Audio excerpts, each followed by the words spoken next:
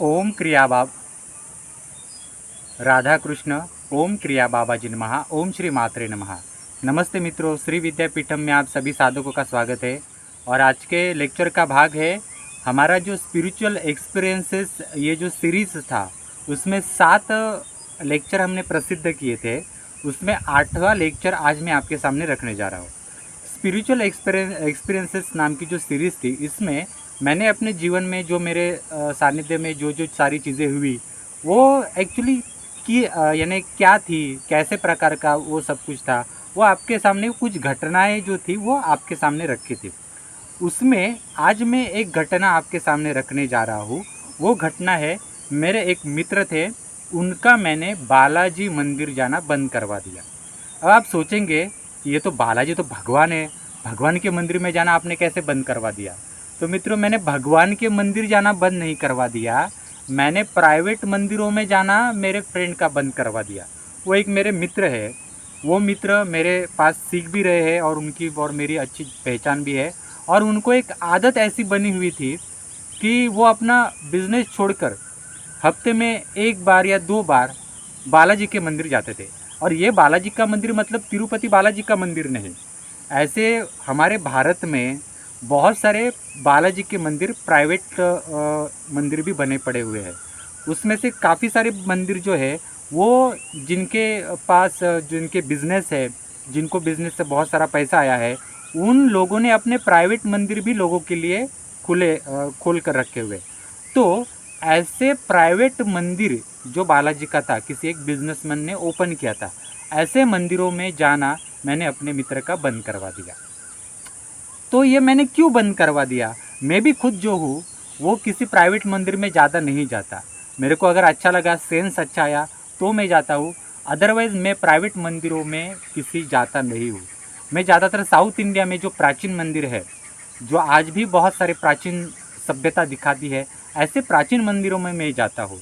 और north India में अगर मैं जाना है तो मैं ज़्यादातर प्राइवेट मंदिरों में जाना पसंद नहीं करता, जिसमें प्राचीनता दिखती है, जो जिनको सैकड़ों सालों का, हज़ारों सालों का इतिहास है, ऐसे ज़्यादातर मंदिरों में मैं जाता हूँ। अब आप सोचेंगे कि मैंने उस मित्र का प्राइवेट मंदिर में जाना क्यों बंद करवा दिया। उसका ऐसा आदत था कि हर हफ्ते में 1 बार या 2 बार सुबह उठकर वो प्राइवेट, वो बालाजी का मंदिर था, वहाँ जाता था। अब मैं इस जगह का नाम नहीं बताऊंगा, कौन सा मंदिर कहाँ पर था ये नहीं बताऊंगा, और उसका नाम भी नहीं बताऊंगा। आपको एक सारा सार इस कथा जो है इसका आपको एक अंदाज़ा आ जाएगा मैं ये आपके सामने चीज़ क्यों रख रहा हूँ। ये बहुत ज़रूरी विषय है और इस विषय आप पूरा सुनिए, आपको बहुत डिटेल में इसमें अंदर क्या क्या छुपा हुआ रहता है ये नॉलेज आपको समझ में आएगा। तो शुरू करने से पहले आप हमारे YouTube चैनल को शेयर कीजिए, सब्सक्राइब कीजिए और ये नॉलेज और लोगों तक भी पहुंचाइए। और जिनको हमारे श्री विद्यापीठम द्वारा प्रॉपर साधना सीखनी है तो डिस्क्रिप्शन बॉक्स में सारी साधनाओं के कोर्सेज़ के लिंक दिए गए हैं और मेरा मोबाइल नंबर भी स्क्रीन पर है, मुझे व्हाट्सअप कर सकते हैं, हमारे व्हाट्सअप ग्रुप में भी शामिल हो सकते हैं। और जिनको सिद्ध कुंजी का साधना करनी है तो ये सिद्ध कुंजी का साधना अपनी कुल देवी के लिए आप इसका लाभ ले सकते हैं। इसके साथ और भी साधना है, महामृत्युंजय साधना, दुर्गा सप्तशती साधना, प्रत्यंगिरा साधना, इनका भी आप लाभ ले सकते हैं। तथा एडवांस श्री विद्या एसेंशियल जो हमने ओपन किया है उसका भी श्री विद्या के आगे के नॉलेज के लिए लाभ ले सकते हैं। तो मित्रों, हम शुरू करते हैं आगे के नॉलेज की ओर। अब मित्रों, कभी आपने प्रैक्टिकली सोचा है क्या कि ये जो प्राइवेट मंदिर है इनमें बहुत सारे जो बिजनेसमैन लोग होते हैं वो अपने 5 करोड़, 15 करोड़, कुछ ऐसे प्राइवेट मंदिर है जहाँ पर 100 करोड़, 200 करोड़ तक की लागत लगी हुई है और इतने सैकड़ों करोड़ लगाकर इतना बड़ा मंदिर खड़ा किया जाता है। कुछ ऐसे मंदिर है प्राइवेट बिजनेसमैन लोगों के कि वहाँ पर आपको सारी सुविधा, खाना पीना, कभी कभी रहना भी वहाँ फ्री हो जाता है। परंतु कभी आप सोचते हो क्या, इतने 100 करोड़ अपने लगाकर ये भगवान का मंदिर ये खड़ा कर रहे हैं तो कुछ तो कारण होगा, आपको दिखाई देती है श्रद्धा। परंतु अगर आपका गुरु सही है, आपके सेंस सही है, आपका कुलाचार और आप जो साधना कर रहे हैं उसके सेंस अगर आपको आते हैं तो आपको सामने वाले प्राइवेट मंदिर जो होते हैं, जो हज़ारों करोड़ या सैकड़ों करोड़ की लागत से बने हुए हैं, वहाँ आपको बिजनेस दिखाई देगा। अब बिजनेस मतलब क्या कि देखो, बहुत सारी जगहों पर तो ऐसे प्राइवेट मंदिर है, वहाँ से आपकी तरफ से कोई दान भी नहीं लिया जाता। फिर आप सोचेंगे कि हमारे तरफ से कोई दान ही नहीं ले जाता, हम सिर्फ दर्शन के लिए जा रहे हैं, खाना भी फ्री है, रहना भी मुफ्त है, प्रसाद भी जो है लड्डू बहुत बड़े बड़े दिए जाते हैं, फिर आपको वहाँ कौन सा बिजनेस दिखाई देता है। अगर आप सोचते हैं कि अगर किसी बिजनेसमैन के पास बहुत सारा ब्लैक मनी है तो वो एक ही बार ब्लैक मनी लगाएगा वहाँ पर, 100 करोड़ या 200 करोड़ वहाँ पर लगाकर एक ही इमारत खड़ी करेगा, तो उसके पास बाद में आने वाला काला धन जो है वहाँ कहाँ पे लगाएगा। ऐसा नहीं है मित्रों। इसके पीछे का इतिहास क्या होता है, इसके पीछे क्या होता है, ये मैं आज आपको बताऊंगा। इसके पीछे ऐसा होता है मित्रों कि कोई भी बिजनेस होता है ना, वो ऐसा ही बड़ा नहीं होता। इसके पीछे तांत्रिक मांत्रिक क्रिया, ब्लैक मैजिक, काला जादू, टोना टोटका, बंदिश बहुत बड़े लेवल की लगाई जाती है। ये इतने बड़े लेवल की लगाई जाती है कि आप सोचिए, कोई प्रोडक्ट है और ये प्रोडक्ट इंडिया में फेमस करना है, और ये फेमस करने के लिए उसके पीछे एक ताकत लगानी बहुत ज़रूरी होती है। और ये ताकत कहाँ से लाएंगे? एक वशीकरण, सम्मोहन की ताकत चाहिए। जब आपके सामने ये चीज़ लाई जाती है, तब आपकी दृष्टि उस पर आने के बाद ये चीज़ मुझे चाहिए, मैं खरीद कर घर में जाऊंगा, ये भी बुद्धि आनी बहुत ज़रूरी होती है। तो ये कैसे निर्माण हो सकता है? और फिर उसमें आपके एक प्रकार से कह सकते हैं हम, विरोधी पक्ष होता है, यानी आपका जो प्रोडक्ट होता है उसे सिमिलर और प्रोडक्ट होते हैं। उन सारी चीज़ों को क्रॉस करके आपका प्रोडक्ट और आपका बिजनेस और आगे आना बहुत ज़रूरी होता है, और उसमें धन चाहिए होता है।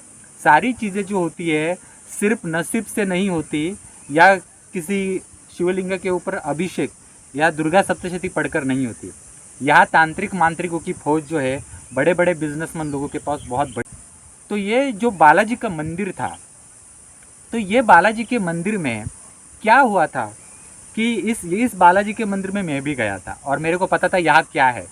तो मैंने अपने मित्र को कहा, यहाँ ना जाना बंद कर दो, अभी तुम्हें समझ में नहीं आ रहा है, पर कुछ दिन जाएंगे, तुम्हारा नॉलेज बढ़ेगा आगे, तो तुम्हें अंदर से ही समझ में आएगा, या कोई अच्छा और आदमी मिलेगा तुम्हें तो वो समझा देगा कि वहाँ क्यों नहीं जाना चाहिए ऐसा, या फिर कम क्यों जाना चाहिए। यानी जाओ तो साल में एक बार जाओ, ठीक है, साल में एक दो बार जाओ, हफ्ते में उठकर जाने की क्या ज़रूरत है।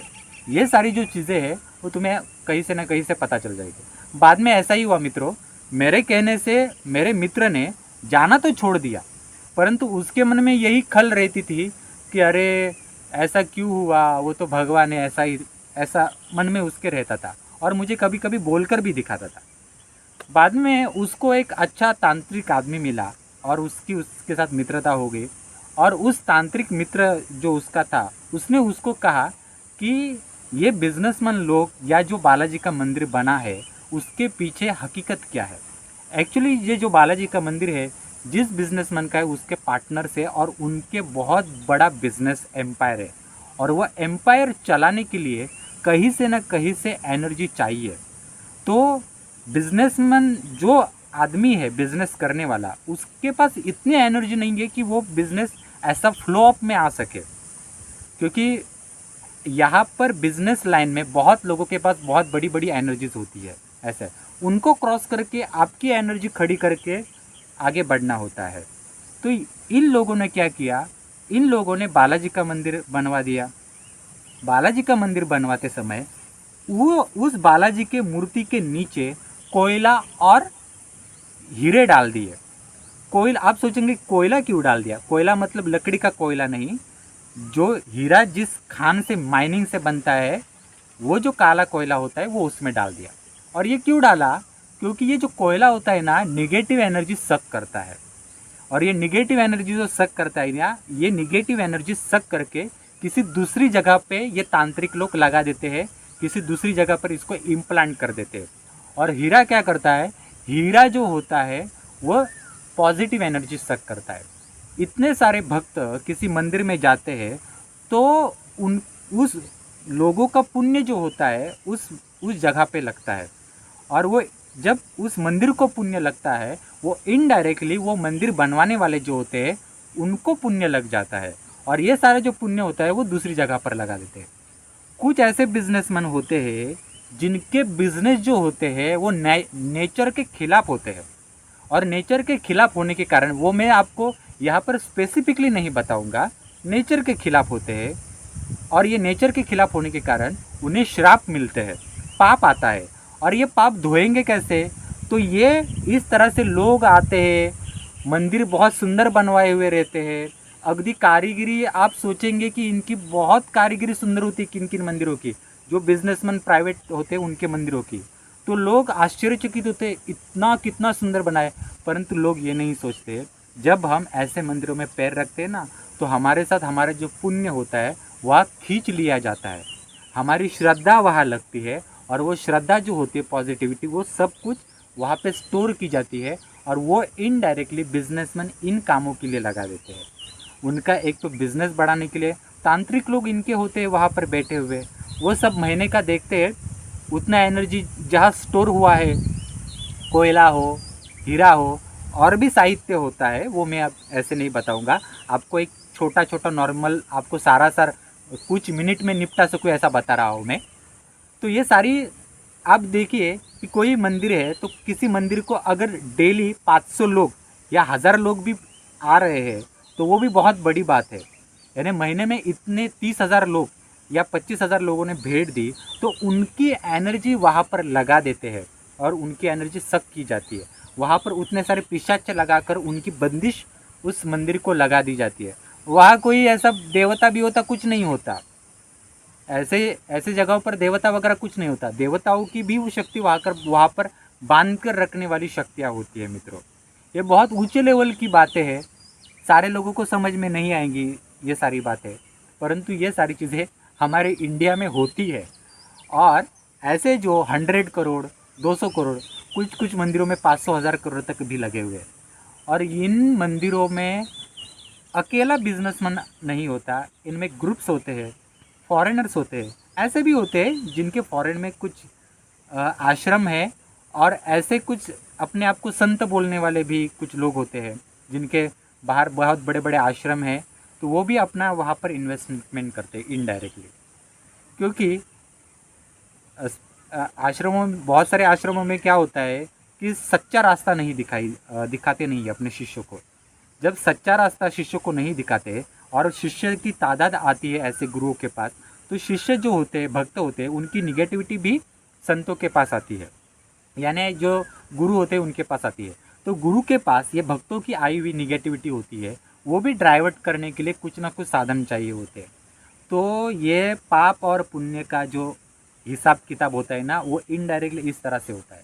तो इस जगत पर जब तक आप जीवित हो, आपको अच्छा तांत्रिक मिल गया, तो आप इस तरह से बचकर अपना बिजनेस खड़ा कर सकते हो, और ना जाने आप नेचर के खिलाफ जाकर क्या क्या पाप कर्म कर सकते हो, और वो पाप आपको यहाँ नहीं लगता, मरने के बाद लगता है, वो एक अलग हिसाब है। पर यहाँ आप तांत्रिक लोगों से ये सारी क्रिया करवा कर अपना पैसा इंक्रीज करवा सकते हो, भूत प्रेत पिशाचों की बंदिश लगवा कर, बलि देकर सम्मोहन की क्रिया, अपना नाम रोशन कर सकते हो, लोगों में फेमस हो सकते हो, आपका बिजनेस के फ्रेंचाइजीज वर्ल्ड में जाते हैं।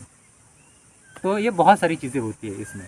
तो इसके कारण मैंने अपने मित्र को कहा कि तुम घर में इतना सारा पूजा पाठ करते हो और ऐसे प्राइवेट मंदिरों में जाते हो जहाँ पर ये सारी बंदिश लगवा कर देवताओं को बांधा जाता है, और हमें दिखता है वो देवता है, उसके पीछे का गणित नहीं दिखता। तो तुम अपना जो पुण्य है ये घर में पूजा पाठ करके, वो तुम्हारा वहाँ खींच लिया जाता है। इससे अच्छा है कि तुम कहीं ट्रिप पे जाओ, साउथ इंडिया में पुराने पुराने टाइप के मंदिर होते हैं, वो देखो, 10 दिन 15 दिन वहाँ निकालो, कितना अच्छा है। या तुम्हारे गांव में, तुम्हारे सिटी में जो प्राचीन मंदिर है, जो ग्राम देवताओं के मंदिर है, ऐसे प्राचीन मंदिर में जाओ, वहाँ क्यों नहीं जाते। तो ये अंदर की चीज़ें जो होती है ना, वो बहुत ऊंचे लेवल की होती है मित्रों। और मैं आपको बताता हूँ कि ये जो बालाजी का मैंने आपको मंदिर बताया था ना, उस जगह पर जो बंदिश लगवाई थी, वो तो अंदाज से आपको समझ में आया होगा कि किस प्रकार से बंदिश लगवाई थी। वो बालाजी का मंदिर बहुत सैकड़ों करोड़ की लागत लगाकर बनाया था, और वो हमारे महाराष्ट्र के बाहर है, नॉर्थ साइड में है ये मंदिर। तो वहाँ की एक स्टोरी है, ये मैं आपको बता रहा हूँ। और बाद में मेरे मित्र सबकी आंखें खुल गई। और ये मंदिर का जो सम्मोहन, ये जो बंदिश काले जादू से जब लगवाई गई थी, तो ये लगवाते वक्त जो विद्या यूज़ की थी, क्योंकि ये सारी चीज़ें लगवाते वक्त आप देखिए सम्मोहन है, बिजनेस बड़ा करना है, हज़ारों करोड़ का सवाल है और ये बहुत बड़े लेवल पे चलने वाली चीज़ें होती है। उसके लिए विद्या भी उतने लेवल की चाहिए होती है। तो ये विद्या लाते कहाँ से? तो मैं आपको इसके अंदर की और एक बात बताता हूँ। जहाँ ये बालाजी का मंदिर था, वहाँ के आसपास बहुत सारी पहाड़ी भी थी और इन पहाड़ों के ऊपर पहाड़ों की विद्याएं चलती है और पहाड़ों की पिशाच शक्तियाँ भी होती है और पहाड़ों पर छोटी मोटी देवता शक्तियाँ वास करती है। और पहाड़ कैसा होता है कि पहाड़ पर धूप, बारिश, इन दोनों के तत्व जो होते हैं ना बहुत तेज़ होते हैं। ज़मीन से ज़्यादा पहाड़ में बारिश का जो एक प्रकार से एक फोर्स होता है, वो पहाड़ के ऊपर बारिश का फोर्स बहुत ज़्यादा होता है। धूप का फोर्स जो है वो भी पहाड़ पर ज़्यादा लगता है। इवन हवा का भी जो फोर्स होता है वो भी पहाड़ पर ज़्यादा होता है। और ये जो हवा, बारिश के पानी और धूप, इन तीनों की जो ताकत होती है ना, पहाड़ में बहुत ज़्यादा सेव होती है, बहुत ज़्यादा स्टोर होती है पहाड़ के पत्थरों में। और इन पत्थरों में अलग अलग ताकतें और देवता शक्तियाँ वास करती है। इनडायरेक्टली वहाँ पर एनर्जी सेव होती है।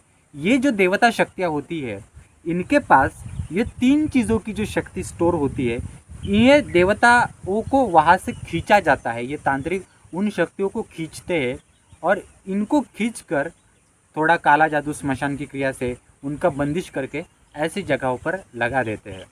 तो फिर वशीकरण की ताकत बढ़ती है। फिर एक दूसरे से 10 लोगों को जाता है कि अरे यहाँ मंदिर बन चुका है, यहाँ ये फ्री मिलता है, आप रहने के लिए जाओ। बहुत सारी चीज़ें होती हैं मित्रों, बहुत सारी। और आपको लगता है अरे प्राइवेट मंदिर है, यहाँ सब कुछ फ्री मिल रहा है, हम जाकर 4 दिन रहते हैं, हम जाकर 2 दिन खाना खाते हैं। नहीं करना चाहिए मित्रों ऐसा। इससे अच्छा है कि आपके गांव के जो प्राचीन मंदिर है ना वो अच्छे है, या फिर ऐसे जो प्राइवेट मंदिर होते हैं ना, वो साल में 1 बार या 2 बार जाओ, अच्छा है। ये बार बार जाना इतना अच्छा नहीं होता। अपनी एनर्जी जो होती है ऐसे जगहों पर सक की जाती है। और ऐसे छोटे छोटे मंदिर जो होते हैं जिनके 100-200 करोड़ के बिजनेसमैन है, उन्होंने भी आपको बताता हूँ ऐसे 1-2 करोड़ लगाकर श्री कृष्णा के भी लोगों ने मंदिर बनवाए हैं। कुल देवियों के भी कुछ लोग मंदिर बनवा देते हैं और लोग ऐसे मंदिरों में जाते हैं, ऐसा है। परंतु तांत्रिक क्रियाओं से वो एनर्जी खींच ली जाती है और वो बिज़नेस को लगा देते हैं। और वो नेचर के खिलाफ के कुछ ऐसे बिजनेस होते हैं उनमें कुछ इंग्रेडिएंट्स वगैरह, कि जैसे कि अगर फार्मास्यूटिकल कुछ चीज़ें हैं तो फार्मास्यूटिकल में कुछ ऐसी चीज़ें लगती है कि जो प्राणियों से लाई हुई रहती है, तो उनका भी पाप लगता है। तो ये सारा सॉल्व कहाँ करेंगे मित्रों? बहुत सारे डीपली सोचने वाली चीज़ें होती है। श्री विद्या साधना यही आपको सिखाती है। बगलामुखी हो, धूमावती हो, या कुंडलिनी जागरण भी आप जो करते हो, या गुरु जो होता है, मार्गदर्शक जो होता है, ये सारी बारीक बारीक चीज़ें आपको सिखाता है कि कहाँ कैसे चालें चली जाती है, कहाँ कैसे कैसे बंदिश होती है, नेचर में चल क्या रहा है, भौतिक जीवन में क्या चल रहा है। ये काफ़ी सारी चीज़ें हैं मित्रों। तो आपको थोड़ा समझ में आया होगा कि मैंने इसमें क्यों कहा ये सारी चीज़ें।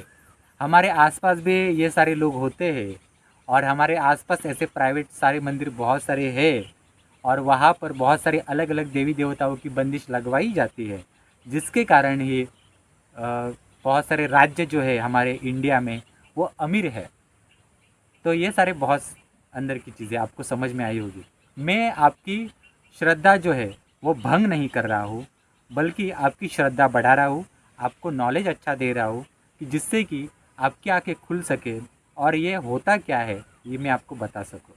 इससे अच्छा है कि साल में एक बार तिरुपति बालाजी जाओ और उसका दर्शन लेकर घर आ जाओ और अपने कुल देवी का या अपने इष्ट देवता को कुछ साधना बिधना करो। थोड़ा बहुत आपको समझ में आया होगा इन सारी चीज़ों का। तो मित्रों, हमारे यूट्यूब चैनल को सब्सक्राइब कीजिए, शेयर कीजिए, और जिनको हमारे श्री विद्यापीठम से श्री विद्या का आगे का नॉलेज लेना है तो एडवांस श्री विद्या एसेंशियल कोर्स पब्लिश किया हुआ है, उसमें आप लाभ ले सकते हैं। और डिस्क्रिप्शन बॉक्स में सारे कोर्सेज़ की लिंक दी गई है। स्क्रीन पर मेरा मोबाइल नंबर है और जिनको साधना करनी है वो सिद्ध कुंजी का साधना का लाभ ले सकते हैं, तथा ये हनुमान जी की साधना है, इसका भी आप लाभ ले सकते हैं। ब्लैक मैजिक के इशू जो होते हैं या कॉन्फिडेंस कम होना, इनके लिए हनुमान साधना बहुत सुंदर है। और कुल देवी की सेवा करनी है तो दुर्गा सप्तशती साधना, सिद्ध कुंजिका साधना भी बहुत सुंदर है। और यह है महामृत्युंजय साधना। जो पितरों के दोष होते हैं, राहु के दोष होते हैं, इनके लिए ये साधना और ये किताबें बहुत सुंदर है। हम ये प्रॉपर और रिचुअल्स वे से साधना सिखाते हैं। आप हमारे साधना में ज़रूर भाग ले सकते हैं और हमारे व्हाट्सएप ग्रुप में भी आप शामिल हो सकते हैं। हमारा यूट्यूब चैनल शेयर कीजिए, सब्सक्राइब कीजिए। और मैं सच बोलता हूँ, पर आपका नॉलेज उससे बढ़ता है मित्रों। धन्यवाद।